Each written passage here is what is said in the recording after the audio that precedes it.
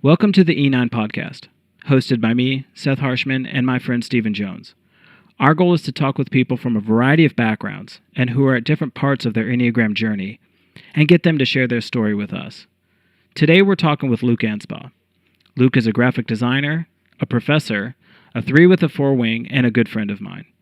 He shares with us about the moment he decided to be a 3, about how 3s make everything look so damn natural, and what Candlestick bowling has to do with the Enneagram. Thanks for listening. Live it up, live it up, live it up, live it up.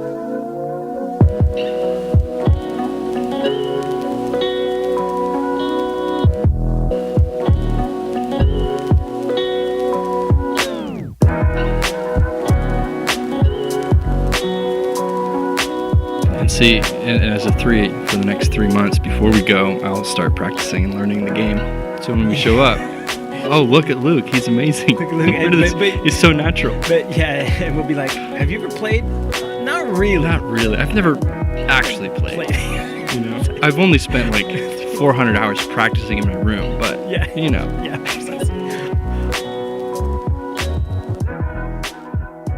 So here we are on another episode of the E9 podcast. We're excited to be talking with my friend Luke Anspach today.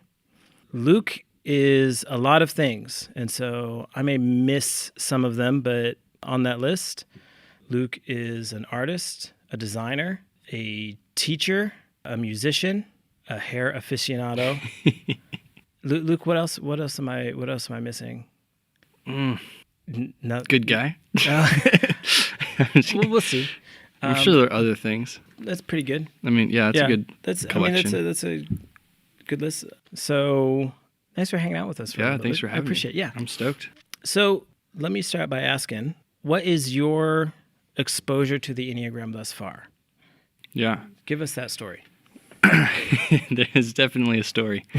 So a year or two ago, I work out of a lot of coffee shops doing design work and whatnot, and you would come in, see you there, and you would, Yes.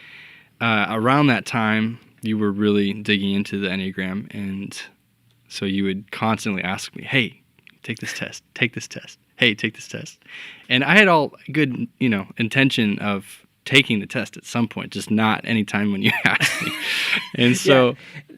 It wasn't me, right? It was just that it was just never a good time. It was just, I say, I'll get to it at some point, you know. And so... I got a little fed up. Probably, I would guess, yeah. Uh-huh. And he can be pushy when he believes in something. Yeah. Makes sense. Mm-hmm. And so one day I was on the phone at the shop and working, and you came down and sat in front of me. Seth did, and you waited till I was done with my phone call and hung up, and you turned your computer around and you said, "Take the test." I said, "Fine." So I sprinted through the quick test, and kind of figured out what it more resonated with, and then we had a 2.5-hour conversation about the Enneagram, and it was super insightful. And so that kind of got me started. And then I did some reading, both online. I got Richard Rohr's book, as well as the Beatrice Chestnut's book. Listened to a few podcasts as far as the Road Back to You podcast and a few other. I don't know if that's an actual podcast. That's a podcast, right? Yeah. I'm just thinking of their voices. When their book came out, Mm-hmm. they did like a year's worth of podcast as like promotion, and it's very good. Yeah, It's and I very think good I've stuff. heard them on other people's podcasts, which is Yeah. why I question that, or if I actually listened to that one or not. But listened to a bunch of podcasts and then had many, many, many conversations. Mm-hmm. And as a result, there's a longer story, but that's like my experience with that. But I've told a lot of people about the Enneagram now, and a lot of people are getting into it, and yeah. There's been a lot of buzz in our area about the Enneagram. And some people, it's not solely on me by any means, but a lot of people will point back to me and say, boy, Seth, you've really started something. I don't think that that's necessarily true. But if it is, I think it's because I've only told and had these conversations with just a few people, you being one of them. And I think you went out and planted all these other seeds. And now whenever I go into that same coffee shop, probably about 50% of the time, people will come up to me and say, "You're Seth," or "You're that Enneagram guy, right? I was told that I need to talk to you." I believe that, most of those people, if not all, trace back to you. I'm That's almost so funny. certain. That's I get probably a likelihood.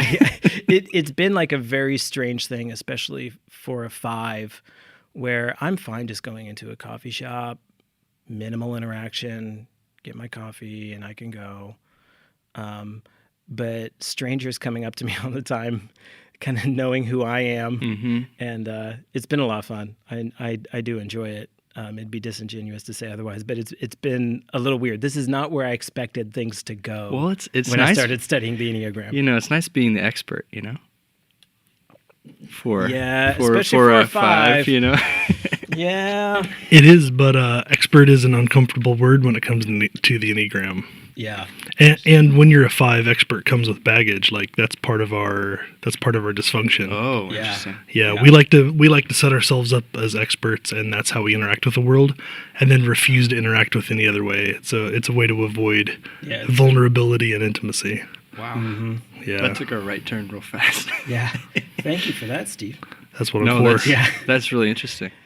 So, what number do you identify with? I identify with a 3, with the achiever. Tell me about it.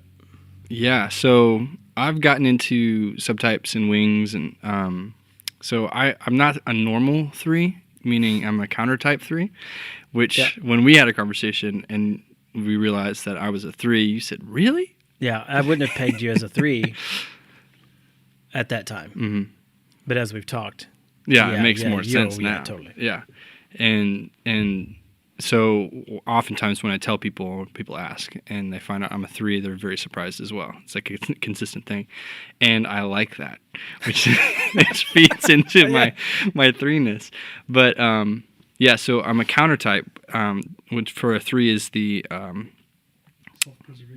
self-preservation. And so often 3s, as you well know, we love attention and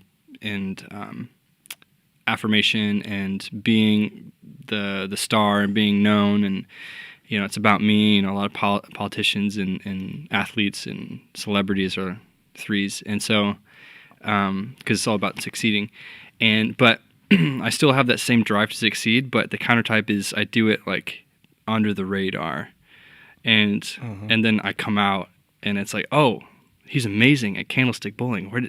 Have you done this all your life? It's like, oh yeah, No, I just picked it up. They just picked it up, Yeah. Like I Never really played. spent like 50 hours last week kind of learning it all, but I just picked it up. That's so there's always this like behind the scenes that happens, and so when I don't have that time to prepare for whatever it is I'm doing, it's very nerve-wracking. It puts me out on edge because I feel exposed, and like the higher risk of failing is way higher because of that, which is like avoid failure at all costs.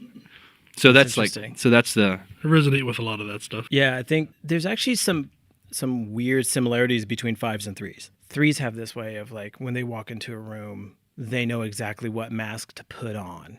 They know who they need to be for that room to kind of put off that successful vibe. 5s don't try and put off the successful vibe, but we do create masks in a similar way. We can't create them on the spot. interesting. We need scripts. We need scripts. We're script collectors, and then we piece together what our mask is out of all these other things. So we take a long time crafting masks, and we have like a collection where, okay, today I'm going to work, I put on my work mask. Today I'm going to like a child's birthday party. I have to take my kid to another kid's birthday party. I have a particular mask for that, and how do I exist within that kind of space? Our problem is, if our mask doesn't work, we're lost. Like we shut down. That's when 5s will really withdraw. 3s can kind of make it up on the spot. They know how to like. So yeah, 5s and 3s both use masks. Yeah. In similar ways, not totally the same. It's just 3s are way better at it. Yeah. I can see that about 5s for sure. I have a number of friends who are 5s, and that drawing of information and gathering information to form like, all right, now when I step into that moment, this is what I will become. And for threes, we have an approach. Yeah, it's like we do it naturally. It's just kind of like breathing, which is frustrating because the whole maturation process for a three is to become more authentic and more present, with what's actually going on internally. Yeah. And so we have to like stop ourselves from doing that. Like we have to be more self-aware. So I don't know what that looks like for fives is it? It's a similar thing. Yeah, it's a similar thing. We have to figure out what are the masks that we put on, which might actually be easier for fives because we've spent so much time crafting them, where the three, it's like you said, wearing a mask is like breathing. If we can figure out what mask we put on, we can resist and try and figure out what it means to exist without a mask, and are we going to be okay? Yeah, it's easier. Yeah. It's easier for us to recognize what the mask is, and easier for us to know what's behind the mask. Because at least with the unhealthy three, part of the issue is sometimes without the masks, I'm not sure what there is behind that. Yep. Like deciding what that is can be hard. Fives know who they are behind the masks, but they'll be damned if they ever show it to anybody. There's so much resistance to it. That part of it's harder for us. Mm-hmm. So you talk about what it like this kind of step, and you're aware of this step for maturity. Like, what are some of the situations in which have you ever caught yourself putting a mask on? Oh yeah, and I mean, like, it's usually when the first, I guess some triggers are I feel exhausted in the mid, like I feel I'm like spending extra energy. And in a social situation, or this usually happens when I'm meeting people for the first time, which is why I hate meeting people for the first time. The second and third time is great, partially because I know what to expect, and so I'm more comfortable either in whatever presentation I have or in just me being myself. But the other, it's like it takes so much energy it's almost like. It's like ABS brakes, where when you slam in your brakes, it puts all this like quick pressures all over in the different tires or wheels, but it feels like it's not happening. It's like you can feel the pressure, but it's really like fragments. They're just this snapping, like as it evens out the pressure. And so for me, that's what I feel like when I'm interacting with someone for the first time. I'm feeling all these like, oh, I interact this way, or I'm going to shift to this way, I'm going to shift to this way to see what fits best. It's exhausting. Yeah, that's fascinating, and it sounds exhausting. Yeah. And then when I leave that situation, I replay it over and over and over, thinking, oh man, I messed that up, or that was misperceived, or like, why did I act like that? See, all of that is so interesting because from the outside, it all looks so natural. When I watch a three enter a room, everything looks so effortless, like they've got it down, but that's not the internal experience. Oh no, it's like there's a lot of activity going on underneath, which blows my mind because as a three, like I'm thinking, wow, this is really stressful, and I'm really having a hard time with this person in conversation, and then they're thinking, wow, this guy's just going great. He's just such a chill guy. So like what, like whatever. I have another friend of ours. At least I think he's a friend or an acquaintance of yours. Mostly because he is a friend or an acquaintance of everybody. But one time I was talking with him, and he was telling me like, boy, I think I was talking about some of my insecurities. He's like, no, but you're just so natural. You click so well. I was like, no, dude, you're doing all the clicking for both of us. And I'm not sure you realize that. Wow, yeah. And I think that threes oftentimes do that. They just do. I don't have to click with the three. They do enough clicking for both of us. Yeah. It's actually very natural. And it's interesting for me to hear that that's not necessarily your internal experience. But what that clicking for the other person, I see that happening too, because if someone's either quiet or more awkward, I can't read them, then I will drive the conversation, and all they have to do is sit there and respond to my statements. Which now when you say that, I'm like, oh my goodness. Yeah, you're doing enough clicking for everybody. I'm doing all the conversation. Like I'm not allowing them to like engage. Let me ask, you talk about this, how it's difficult internally. Were you aware of that, like even before being introduced to the Enneagram and kind of the self-awareness that comes with that? Could you have identified that difficulty beforehand, or has that something you've realized since? Yeah, I think what I knew before the Enneagram was that I was a chameleon. And the way I phrased it was I can interact with all sorts of different types of people groups. I know how to, and this is post-Enneagram terms, I know how to go over best. And I picked that up when I was in 7th or 8th grade because I found there's one guy that I got picked on quite a bit when I was in elementary school, and then when I came into 7th or 8th grade, same thing happened, so I started adjusting, and like I found the coolest guy that I thought was like the best dude in middle school, because, you know. I don't remember seeing you in middle school. And I like became a leech and just became what he was and adapted and adjusted to become like his friend. So eventually I became his friend.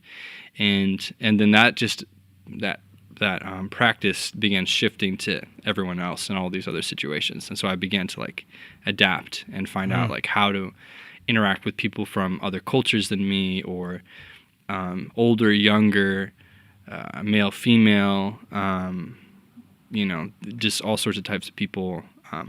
So I was aware of that, but I didn't have language for it other than like chameleon. And I thought, originally I thought I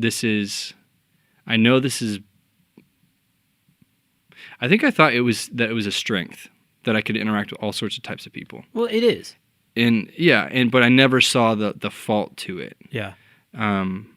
Until really digging into the Enneagram, that kind of held up that mirror, and I was like, oh no, what have I been doing with my life? I think that it's fascinating, and in fact, it was one of our first conversations, and actually, I think it was that conversation, like right after you took the test, and we started talking about what it means to be a 3 and all that.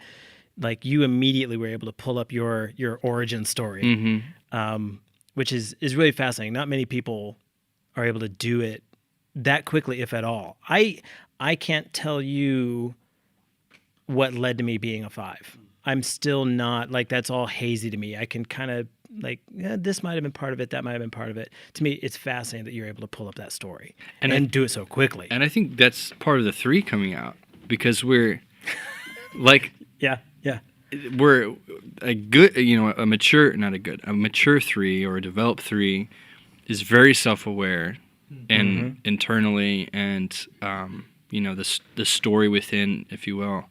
And so that, I think that kind of pulls into that.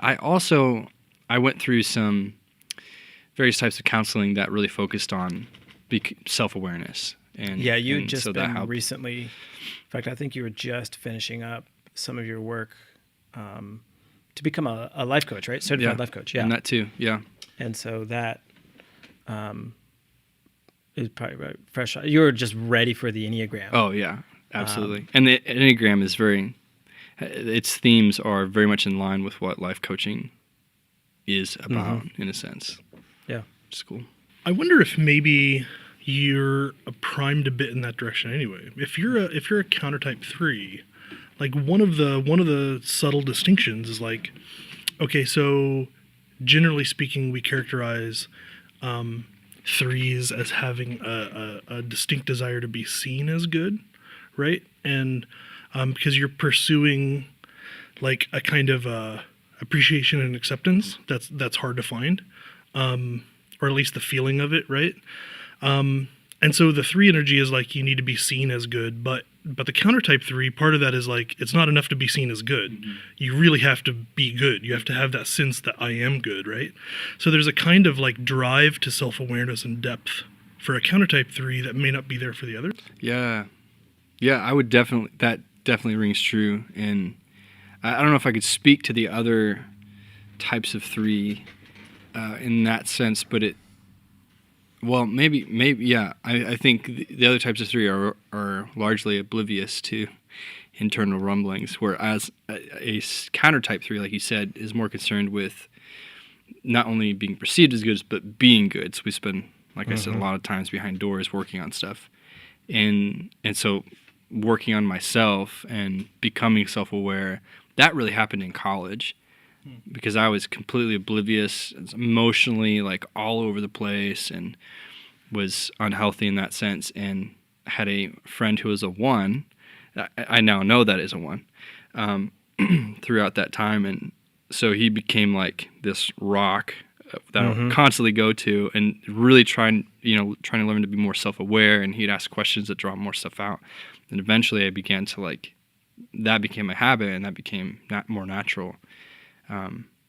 So in a sense, that has been, a counter type 3 definitely leans towards being more open to self-development, self-awareness, and moving forward and growing. Definitely. That's interesting. I mean, the way I characterize, or at least one of the ways I characterize the triads is, of course, the gut triad in terms of relationships is, one-on-one relationships. The social triad, the heart triad, where you find yourself, is primarily about like social grouping. What is my group? And so group relationships. And then the thinking triad is about, to some degree, one's relationship with oneself. It's still a relationship. It's not an absence of relationship. And so since you find yourself as that self-preserving thinking 3, that's kind of the mode you're operating in. And of course, you're still in the heart triad, but you're filtering all of that through the thinking instinct, which is what's one's relationship with oneself. So that makes sense to me, that where a 3 that would normally lack some self-awareness, or they're one of the types that comes around to self-awareness the latest, typically. Yep. Maybe the self-preserving 3, because it is about one's relationship with oneself, has that extra jump and is maybe more ready to develop that self-awareness, and maybe does it a little bit more naturally. That's really interesting to me. I hadn't just thought about that. Is the 6 in the thinking?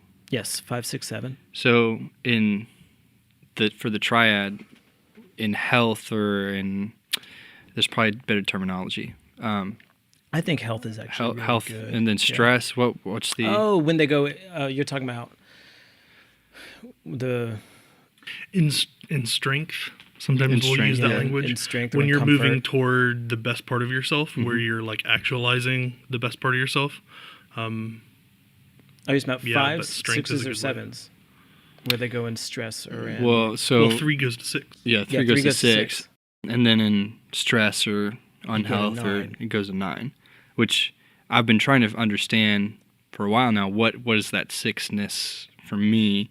And so what you're describing, becoming more aware of oneself, and the thinking aspect might be... What would you say, Steve, off the top of your head, a 3 going to the 6, taking on the higher points of the 6, what do you think that would look like? There are really 2 things that are easy to mark as strengths for 6s. One is 6s have a good awareness of what can go wrong in the world around them, planning ahead for mistakes and being prepared, right? Yeah. So it's not just a matter of thriving in the moment or being who I am in the moment, but recognizing pitfall and risk, right? Being able to know what can go wrong with all these things and being prepared. And obviously that can become a huge issue. I'm curious about how that might be useful for 3s. But one of the other things that is probably easier to pinpoint is that 6s have a high degree of respect for authority. Yeah, 6s, where the 3 wants to appear successful and kind of be like, please put the spotlight on me. 6s hate the spotlight. They would rather just contribute in the background most of the time. And so there is some counter there. And so being willing to like step back and being okay not being in the spotlight, I think would be part of it. And as part of that, 6s are great with loyalty to their groups. And so it's very much not about them. They want to elevate others. And so I think a 3 who is comfortable, like, no, this here isn't about me. This isn't about my own success. It's not about my own agenda. A 3 who's willing to be in support and be satisfied with that, I think is at least part of the picture of what a 3. Tell me how that's resounding with you, Luke. Yeah. No, that's very much, that makes total sense to me as a 3, because a lot of what we drive after is success, and the switch into maturing and harnessing that or redeeming that is making it less about our success but more about other people's success. Mm-hmm. And so we take all that energy or those skills or whatever it is off ourselves and more towards the other person or other people and kind of elevate them. It ends up being like kind of service oriented in a way. Mm-hmm. Yep. Yeah. And so that makes a lot of sense. It just becomes less about having the spotlight and more about, having others be elevated or be shined on or whatever it might, that sort of language. And I think that's something I've begun learning over the past few years. And it's funny because even this conversation, I'm more interested about these other types. And so I want to ask, I know it's not about it, but at the same time, it's kind of like, okay, we're talking about the 3, that's okay too, But I'm like, I'm curious about the 5, about the 6. And, and so I'm starting to like almost divert, which is probably a mix between the counter type 3 and, a maturing 3, moving towards the 6. But it's, it's funny. I'm noticing that response. Yeah, we're all about letting the Enneagram emerge within people's stories. And so, I mean, our relationship is part of a story. And so if stuff besides the 3 emerges, that's fine. Yeah. And part of recognizing how one's own energy works is recognizing the differences in the others, right? Yeah. Recognizing what makes a 3 unique is only assisted by distinguishing it from the 2 or the 4 or the 5 or whatever. But also, if the goal is that you're actually being freed up from the limitations of being a 3 and that you're actually free to do all those other things, it helps to know what's available to you as you break out of that, right? I think if you're learning about the Enneagram and you only ever learn about your type, it's probably going to hurt you more than help. Yeah, it's borderline useless.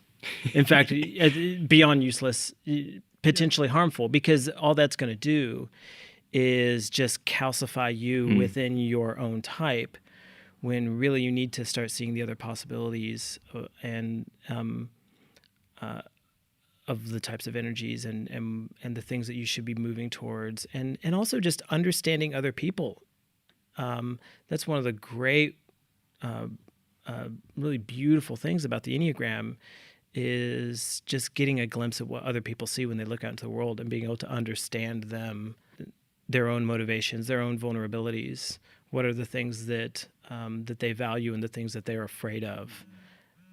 Boy, that's going to really help you understand people so much better, right? And that's part of why I love the Enneagram, because it gives a framework to better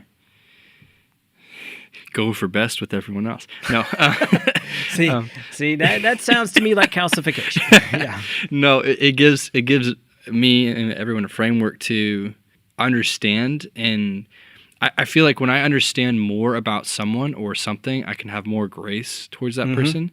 Yeah. And totally. so it's like because I know that you need, as a 5, you only have so much energy, and if you're like reserved, then you're reserved for a reason. And so I'm not going to keep like, hey, Seth, let's do this. Hey, and recognizing that and other, and everyone's their idiosyncrasies and different facets of the types. But yeah.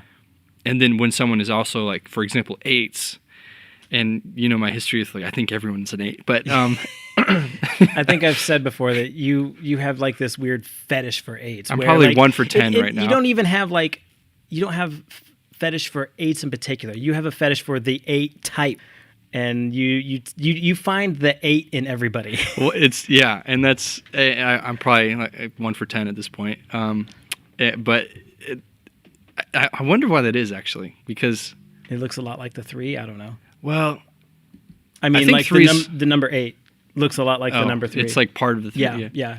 As a graphic designer, I really feel like you should have got that joke. Well, I get it. No, when you moved your fingers and to describe it, I understand. I could visualize it. There you go. No, I think I wonder if it has something to do with. So I think personally, I love challenges, and I'm sure 3s love challenges because of this drive for success. Like, Sure. you see a mountain, it's like, all right, let's climb that mountain. And 8s are the challenger, and they present challenging, For most people, 8s tend to be the most mysterious. scenarios to like Yeah. relationships, and I see that, and so and naturally, like I'll walk into a space, and I'll recognize who the leader is, and eventually I'll make my way towards them, not to like have them feed into me, but for me to build relationship with and feed into them eventually. Yeah. And so oftentimes 8s kind of have that role. And so, but 8s are really difficult because they value competency and those who are experts in their fields. Mm-hmm. I see that as a challenge to be, okay, how can I win this person over? And they're like the hardest people to win over. Can I play off as an expert? And they also have like the strongest bullshit detectors. Yeah. Mm-hmm. And so if a 3 can pull it over on the 8, then wow, you've really done something. Well, there. and hopefully, I'm being authentic, and so it's like the real deal. But I find that with 8s, there's this weird. I feel like once you know that someone's an 8, then it's like, oh, okay, I understand everything that's happening now, and so I can respond in this idea. You match an 8's level of intensity, and that for me is exhausting because then I'm like becoming this thing that I have to like energize around. But then there's actual results that come from that. There's more relationship. There's more dialogue that goes somewhere. You're seen as an equal, and you can actually have not only value but trust because I'm a parent. I'm there. I'm engaging. So it's. I don't know if that's healthy. Well, no, it's recognizing that, like, in order to connect with people who they are, you kind of have to learn their language some. And for 8s, that language is fuck you. And you get right back in their face, and then they're like, okay, like, or you can deal with me in my own space. I can be safe, and so you're let in a special way. Like, because that's the thing with almost anyone. A sense of like safety with a person is necessary for intimacy, right? And for an 8, that safety is, I'm an intense person. I need to know that you can handle it. Otherwise, I'm not safe. Yeah. Right? Wow. Mm-hmm. That makes a lot of sense. And I've seen that in the relationships I have with 8s. Yeah. Absolutely. It's so funny. Oh, 8s. It's interesting to hear you talk about why you have this interest in the 8 that is maybe more intense than your interest for other types. I'm just wondering, am I going to get any more texts at like 11 p.m. from you saying, I think I found another 8. Can you help me figure this out? So funny. But it's funny because honestly, it's probably really only happened twice. But no, it has happened for sure. Yeah. But the thing about, and I'm thinking about all my friends or the people I know who are 8s, for sure, who are 8s, and I'm one of the few that's like trusted in their circles, not for all of them, but for a few of them, and they have few people that they trust, and I'm in there, which is highly. I mean, I'm super honored by that. Yeah, but I think some of that, I wonder if that's just like the 3 succeeding. Like somehow, because I take pride in that in a sense, like, oh, I'm this person's friend. I'm in that circle. See, here's the thing. It's not bad to succeed. It's not bad to want to succeed. There's more to it than just that. Because the trick is the language. You said, is that just the 3 succeeding? Well, no, it is the 3 succeeding, but it's not just that. Like the just, cast like a aspersion on it. Yeah. And that's not necessary.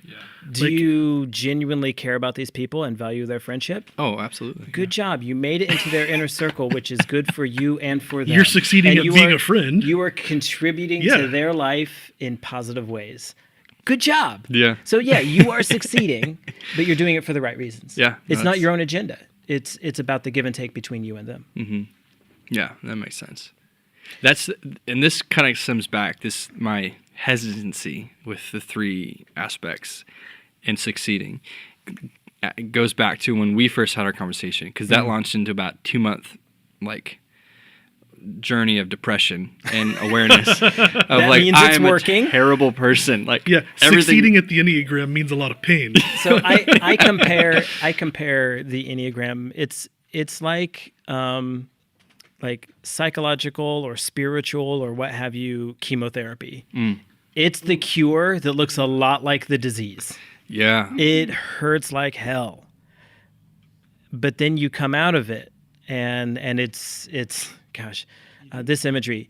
Well, theoretically, Your but type can be it's- in remission. Yeah, it's I'm actually, you're talking me into this analogy more. But it's burned away some of that dross. Like when you come out of that initial depression, like now you might go back into it though at some point, and it might hurt again, but you always come out of it, and you're better for it, you know.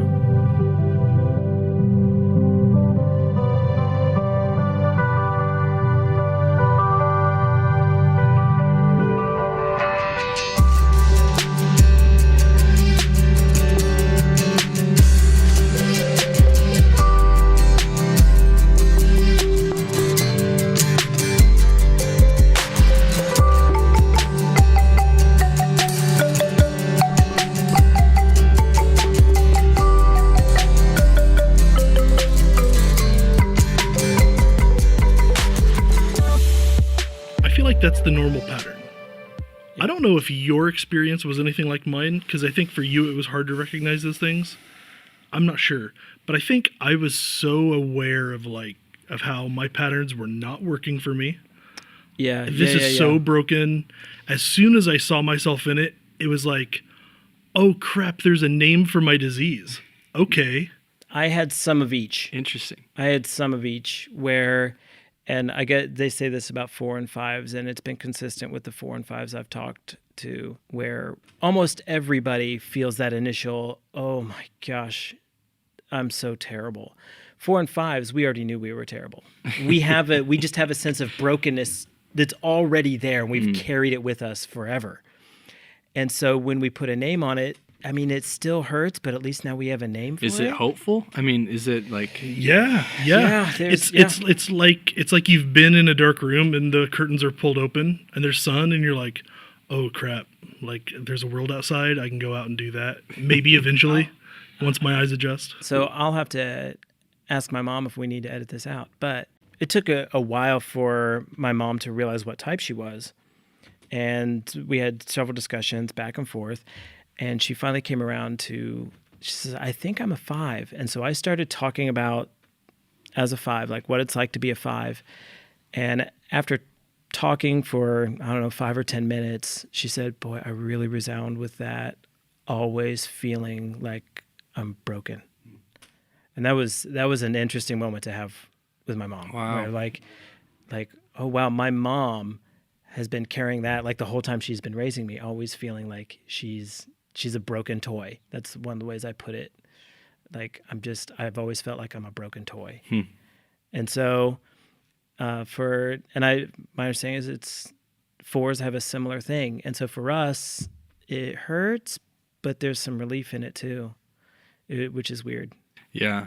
I think my buddy who's a 1, when he got into Enneagram, for him he was like, oh, this is so helpful. And it was like a great experience and like hopeful, helpful, he used language like that. And Funny. Which is, for... It makes you wonder if it's actually hit home the way it needs to. Yeah, exactly. Oh, interesting. Yeah.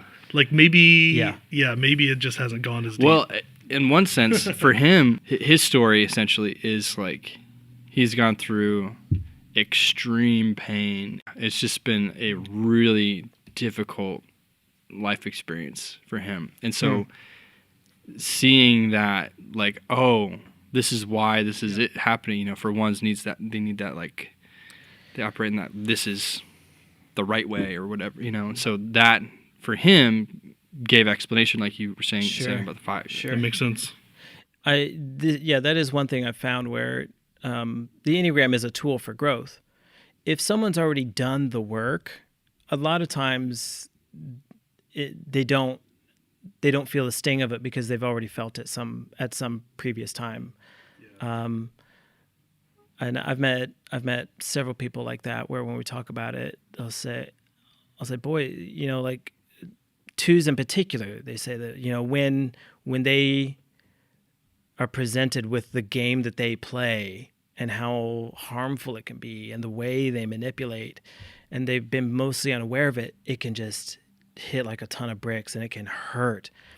And I've met a few different 2s where I've said, now this might be tough, like learning that you're a 2. And they go, well, it was when I first realized it about 2 years ago.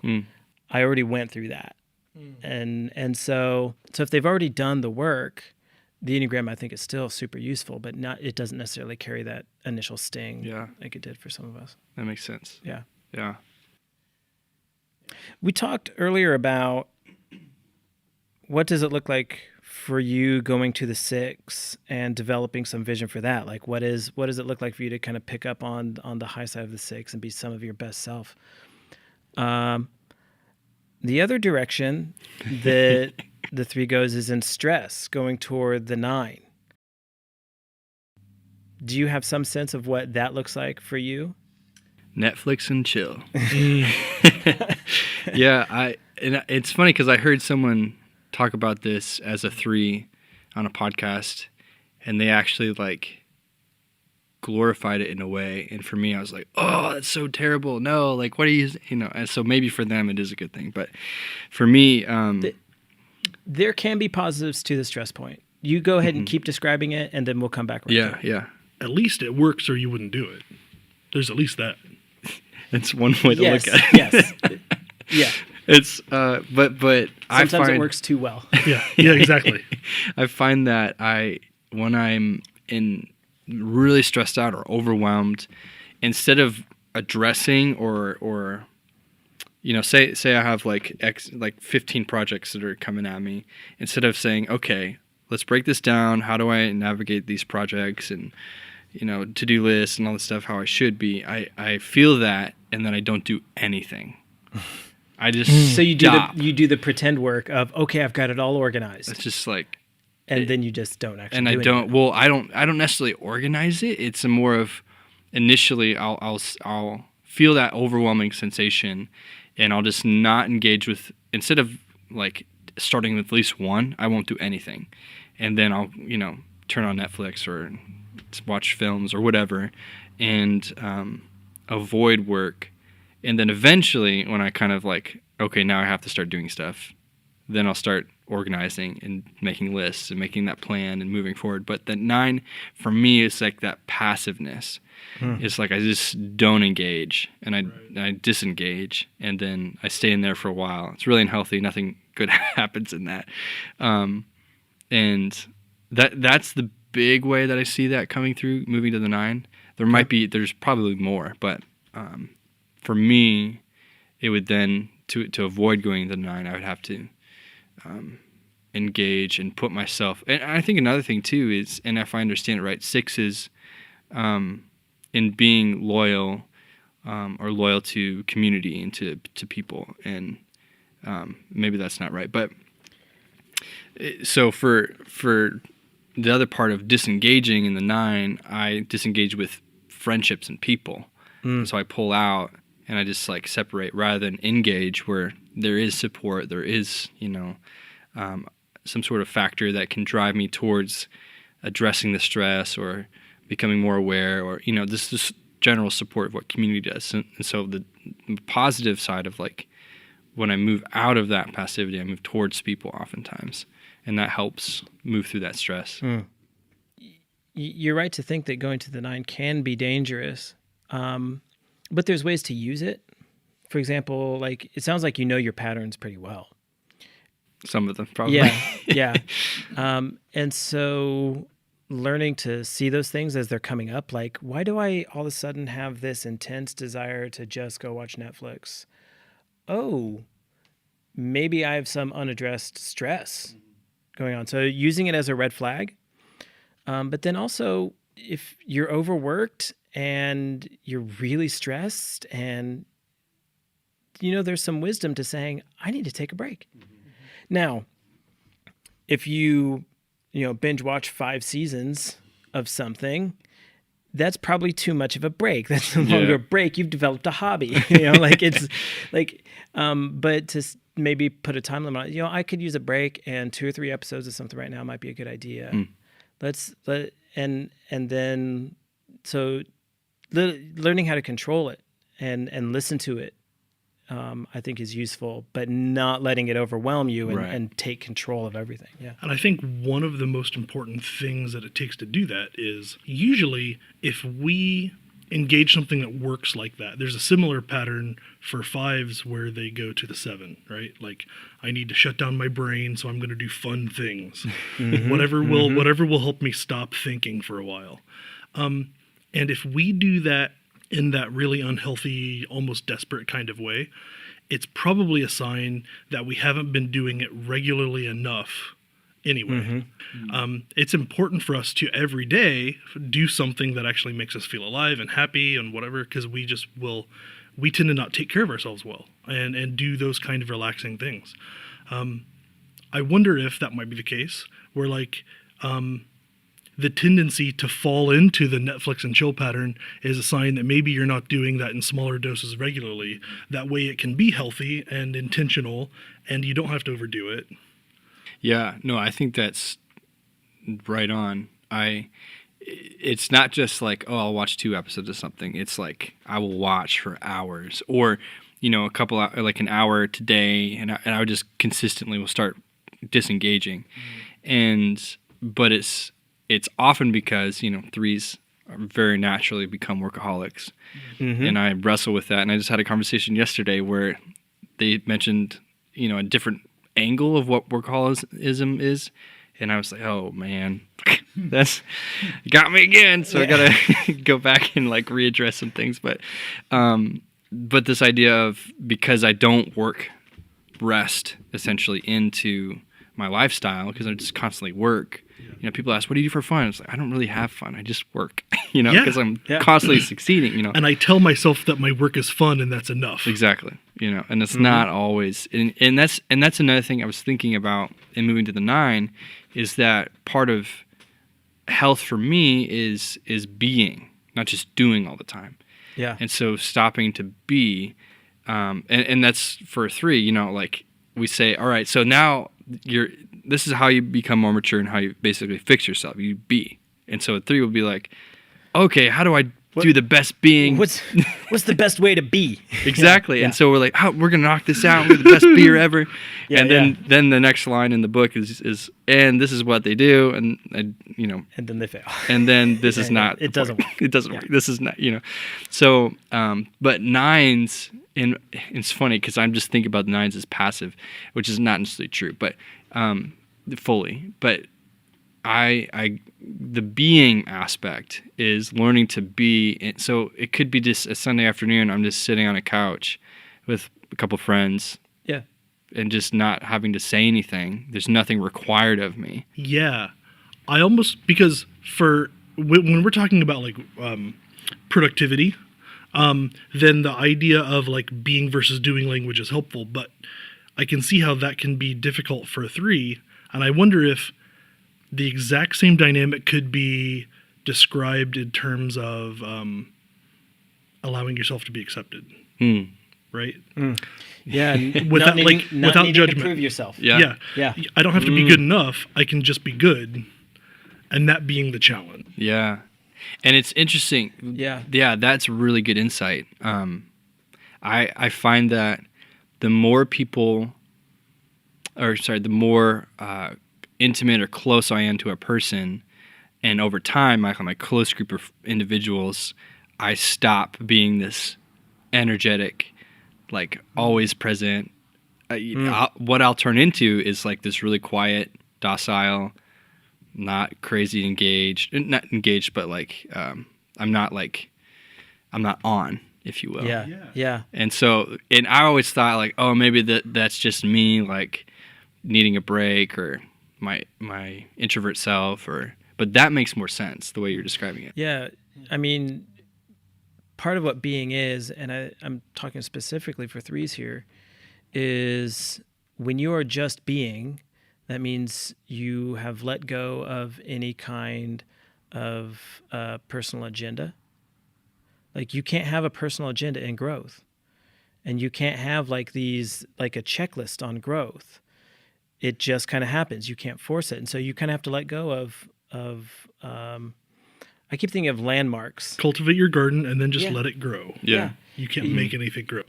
So and so finding those spaces where, and those people to be around where it's not about who I'm presenting myself to be. It's just I don't have to deliver anything. I don't have to deliver it. Yeah. There's no agenda. Yeah. It's just being a dude. Yep. It sounds like you find that both comforting and challenging at the same time. Oh yeah. Yeah. It's so hard to.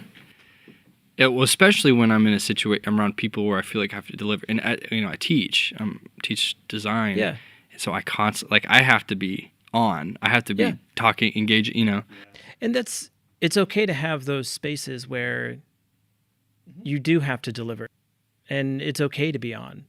It's not okay to be on all the time.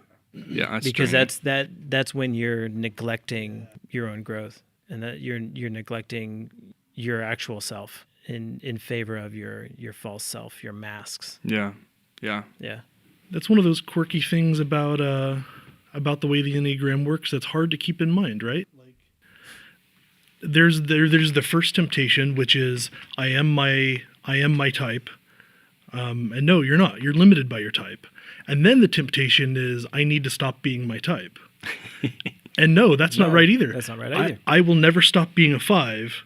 I can just find ways to be healthier and not be limited by 5-ness. I can do other things, but I'll always be a 5. Your type, in one way, is a list of all the stuff that gets in the way of your essential self. What you don't need to get rid of those things.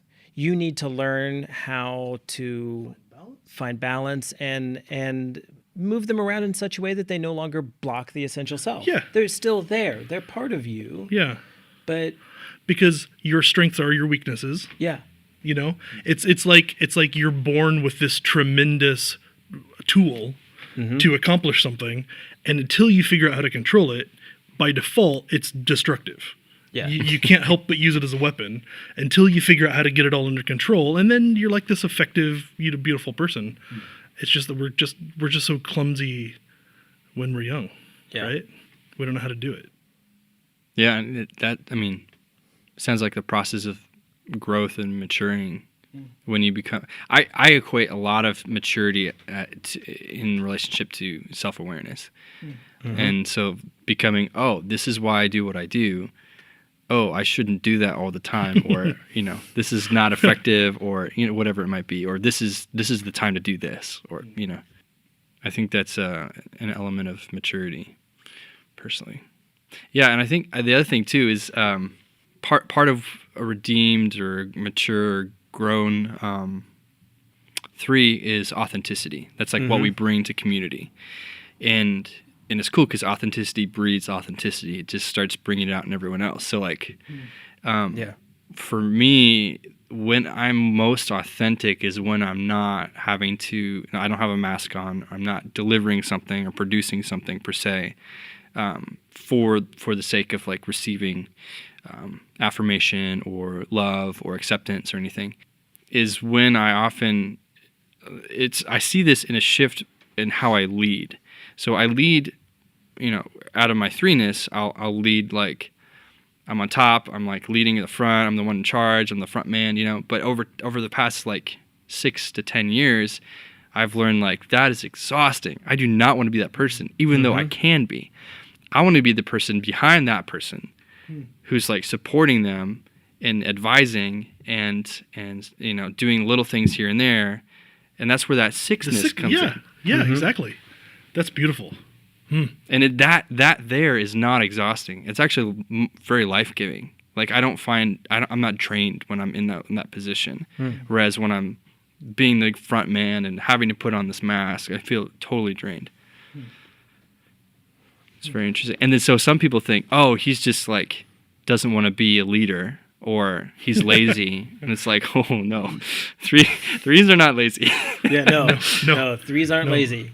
And the number 2 position is plenty difficult. Oh, you know what I mean? Yeah. Mm-hmm. Yeah, number 2, or even like an outside voice. Like, I love being an advisor or having, offering different perspectives and that sort of thing. That's because I don't have to be anything.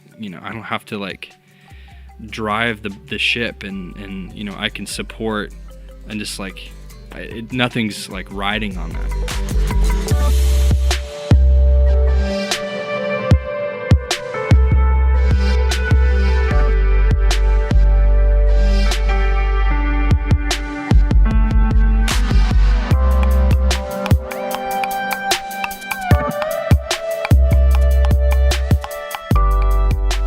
I think that a better parallel would be that snooker is to pool as candlestick bowling is to bowling.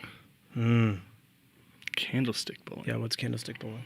It's I think it's mostly a Canadian thing, but instead of the traditional pins the way we're used to, they're long and cylindrical pins. So they have a different like weight distribution. Interesting. Yeah. Huh. They're less likely to knock each other over, but they fall over more easily individually. Anyway. Canadians. I feel like we should just do like an episode around a candlestick bowling trip. Like that could be our follow-up episode with you, Luke, is next time we take you candlestick bowling and we chronicle that along with whatever we talk about the And see, Enneagram. and as a 3 for the next 3 months before we go, I'll start practicing and learning the game. So when we show up, oh, look at Luke. He's amazing. Look at Luke. He's so natural. But yeah, and we'll be like, have you ever played? Not really. Not really. I've never actually played. I've only spent like 400 hours practicing in my room, but Yeah, precisely. I bought like the nicest ball you can have, brought it with me. These are my cleats. I got jersey in the back. I've studied like how you oil the ball for maximum spin and grip. Yeah. In fact, my never grandfather really was a candle Stick bowler, a professional candlestick bowler. It's hereditary. Yeah. What insight has the Enneagram given you when it comes to relationships? Yeah, in relationships. I think one thing is trying to think of positive things as well. But it doesn't have to be all positive. One thing, I think one thing. We love the terrible, dark stuff too. So threes have this need to succeed, and we can paint friendship as a thing to succeed in. And so there was a season where I knew what I needed to do to be a successful friend, which means that I'm not actually being a friend. I'm being a successful friend. So there's like this. So I knew how much time I needed to spend with each person and to go over best and to make them feel like they were being cared for versus actually caring for them. So there is a side of it, like, yes, they were cared for in a sense, but after a while, like, I can't keep that up, that constant, like, that becomes my drive, and the expense of all my energy goes towards all of that. So in that sense, from my perspective of a 3, like, it's that if I treat that's a pitfall that can happen essentially. A positive thing is that if people like sparkly things, 3 sparkle. So that's like, in a sense, that's like in dating. I'm dating a 7. 7s typically like sparkly things, and I sparkle quite a bit. Yeah. So, which is a funny way they of like saying. jazz hands. Yeah, exactly. So I think I think that because threes are so adaptable, like Yeah. we can gel with a lot of different types of people. And so Yeah. I think that other people that I'm in relationship with often feel like, oh, I can be myself, or I can like let things down, or I can share all this stuff that, people are constantly sharing things about themselves they would never share with anyone else. Do you think that is a result of like you said, as you've learned to be more authentic, like authenticity breeds authenticity? I mean, do you think that it's that, or do you think that was happening even before you were? Yeah, that's a good question. I think it's a combination of that, of me being more authentic, but also being able to create a safe place for people. Sure. And so some people need high energy, responses, eights. Yeah. Some people need Something just more relaxed, a quiet like presence, fives. Yeah. And simple questions, or whatever it might be. And yeah. And so you've used your adaptability skills that you've developed as a 3 to learn how to provide that for people. Is that what you're saying? Mm-hmm. Yeah. Yeah, really interesting. And so people often will. There are a lot of people who say that I'm their best friend. I wouldn't. That's fine. Steve and I are best friends, so it's okay. Good. You've supplanted me in the past. In the past, like hour and 12 minutes that we've been recorded, I've lost my best friend to you. My gosh, He does all the clicking for us. he does all the clicking for us. We ran out to do anything. He's only yeah. Oh man. Yeah, but that's like there's so many people who say that I'm their best friend, and this is like. I hope none of them are listening to this, but I don't always feel the same way. Chances are they're not. Like those, I probably have 2 of those many that I would say are my best friend, or best, in that area. We won't get specific. We'll just let everyone out there still think, well, I'm guess. obviously one of those 2. Exactly. Yeah. But it's so Obviously. interesting, and I don't know if that's just because they feel safe to share, or what. I don't know what that is, but Yeah. Well, if it's anything like the way you say you engage 8s, that maybe one of the skills of the 3 is figuring out how to, use the chameleon skill in relationship, right? Like, I know what this person needs, and I can be that for them. Even if it costs me something, I can do that as a gesture of care. And that's where that 2 wing comes in. For me, it's like, how You do think I... you're more of a 2 or a 4?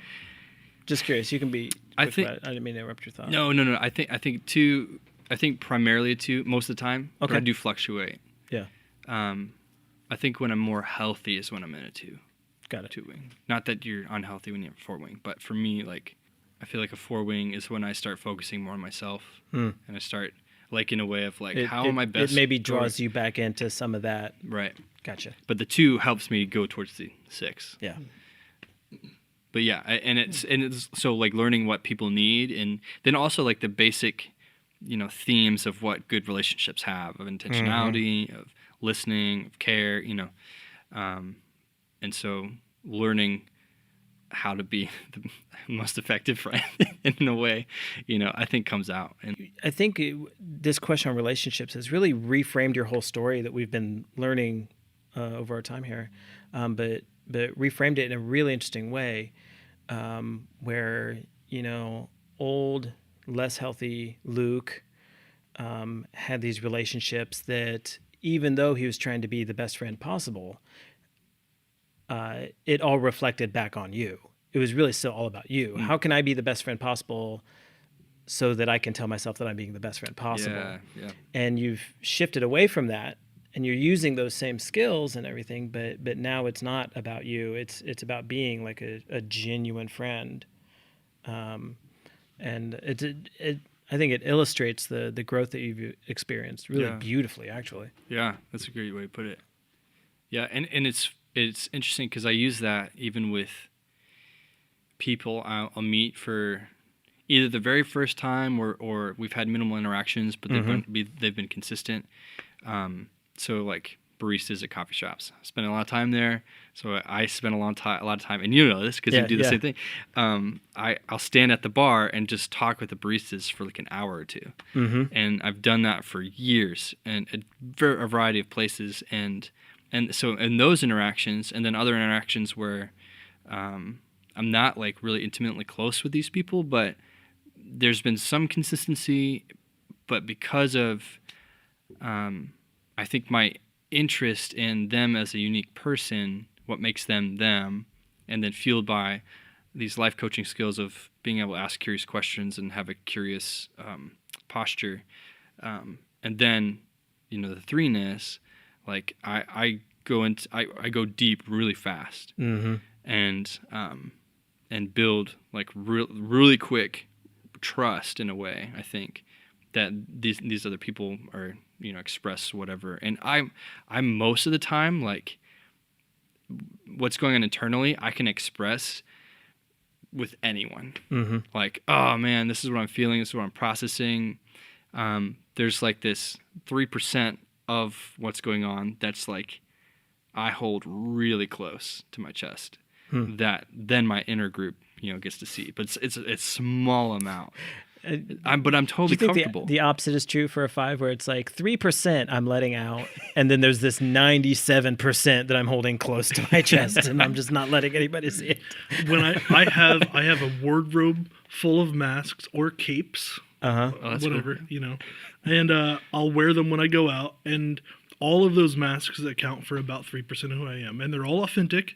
Yep. But they're very narrow slivers of me, and it's rare that anybody gets inside to see the real stuff. Yeah, wow. Yeah. And I think that might be my openness is part of being authentic and being seen, and and then that allows other people to feel like, oh, I can share this stuff here too. Yeah. I think having a 3 friend can be an unhealthy 3 friend is really frustrating because it's all about them. It's not about the relationship with the person that they're with.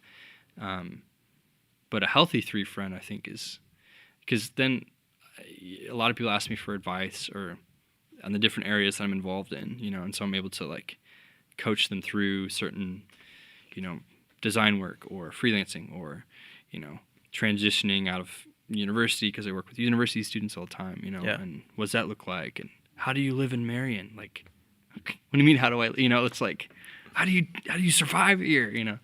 And which is actually a consistent question I get from people who stick around, who don't leave the university town or whatever. But so in a sense, like, how have you been successful? Like you're successful, or we see you as successful.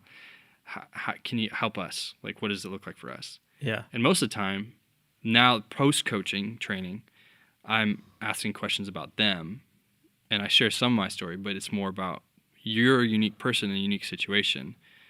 What works for you? Yeah, you don't need to set yourself up on the pedestal. It's you're doing the background work. Let me help you get up on that pedestal. Exactly. Yeah, that's really cool. Yeah. So one of the things we like to do at the end of episodes is to reflect a bit on some of the insights that we've gained, right? Because part of the goal here is to be vulnerable ourselves and to discover a lot. We're trying to listen to other people and let them be the authority on who they are and hear their stories. So I gained a couple things through what you've shared, and I think I said them as we went, but one of them that was really significant for me is when I see other people seem to succeed naturally and easily, that can be really frustrating to me because I have such a sense of how much of a struggle it is for me, right? I'm so... It may be paired with the natural sense of brokenness that fives have, right? Like I just fumble my way through life. And actually on the outside, it doesn't appear that way to people nearly as much, but I have such a sense of that when I see someone else do it so naturally, no end of frustration. But it's so encouraging and comforting actually to hear that at least sometimes what's going on under the surface is maybe super exhausting. It might be a lot of turmoil. It's a good reminder that I don't know what someone's interior life is like, you know? And I should not allow their external life to be reason to be hard on myself.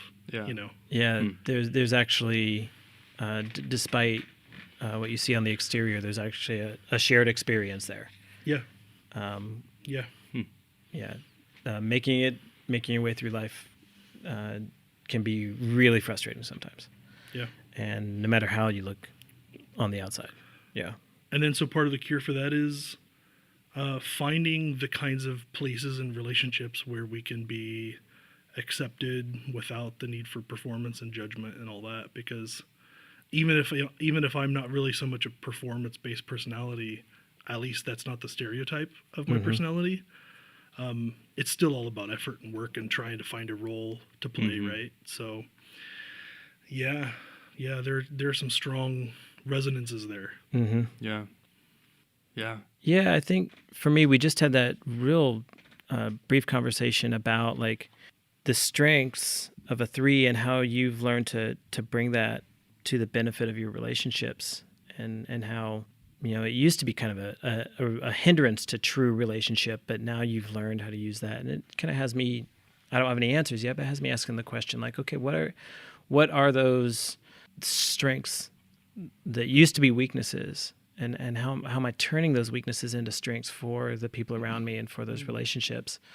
You know, that's something, like I said, I don't have any answers, but I think it's a really good question to be asking.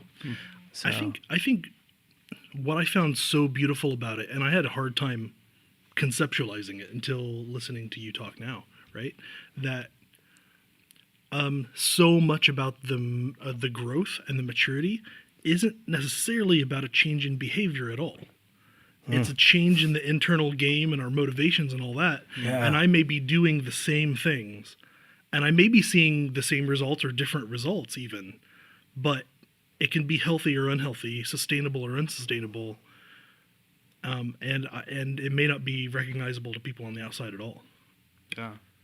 So it's not as much about what you do, but what motivates it or how you do it. yeah, because would you say that with the friendship stuff in particular, are you asking yourself the same questions that you used to be, and kind of having the same approach, like the questions is like, how do I be the best friend? What are the things that I can do? Sounds like it's the same, but your mindset behind it is different, and your motivations. Yeah, I think ironically now, I think now I'm more aware of it, and I can lean into it more, or know when to press in and when not to. And before, I was less aware in a sense, and so that caused like I would understand some things, but I wasn't able to effectively like navigate relationships. Yeah. And one thing too, and I didn't mention this, but Steve, what you had shared talking about internal things going on that don't match up externally, one of the things that 3s don't have an easy time doing is asking for help. Because then it's like we admit that we're either not succeeding or, you know, or we don't know what's going on. So when people are like, hey, how are you doing? And we say, great. And then, but we really have no idea what's going on because we're so disconnected from our internal, you know, what's going on. So in relationship, it's such a need for me is to ask for help, or to ask, like, I'm really wrestling with this, or like, I'm so stressed out, or, you know, that's an easy one because I say that a lot, but asking for help, like, okay, well, yeah, you're stressed out, but what do you need right now? And then invite people into that, and kind of showing that internalness that you're talking about, like, hey, I'm not doing so hot right now, like, I'm really not doing so hot right now, like, would really appreciate some help or whatever, you know. Yeah, vulnerability isn't failure. As a matter of fact, it's a pathway to success in the most important things. That's good. But maybe we should just leave with that. You should write a book of Proverbs. Yeah. You should write a book of Proverbs. Just one-liners. Yeah. Oh, yeah. Just let people fill in all the context. That's for what Twitter's for, right? Mm-hmm. All right. Well, I think it is time to close up this episode of the E9 podcast. Any parting thoughts? Thanks for having me. Thank This you. has been a lot of fun, and I've like learned some stuff about myself and Good. learned more about others. And Well, hopefully, what we'll be able to do is at some point down the road, do a short little follow up, and maybe you can talk more about the stuff that you learned here, and maybe how you've grown in awareness as a result of that. Hopefully, cross our fingers. Maybe you'll realize a couple ways in which we're full of shit. You can tell us all about it. That would be that would actually probably be a better episode. Yeah, it would. Yeah, I would love to have someone come back on and tell us how full of shit we are. It'd probably be good for us, to be honest. It would. So once again, thank you, Luke.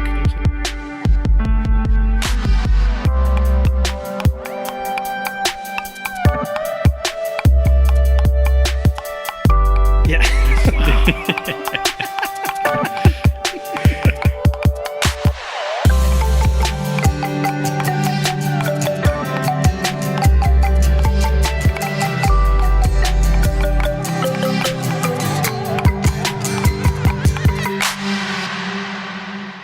Once again, this has been the E9 Podcast. You can find us on Twitter at E9 Podcast. That's the letter E and the number 9 Podcast. You can follow me at Seth Harshman, and you can follow Steve at skeptical_monk. Thanks again for listening.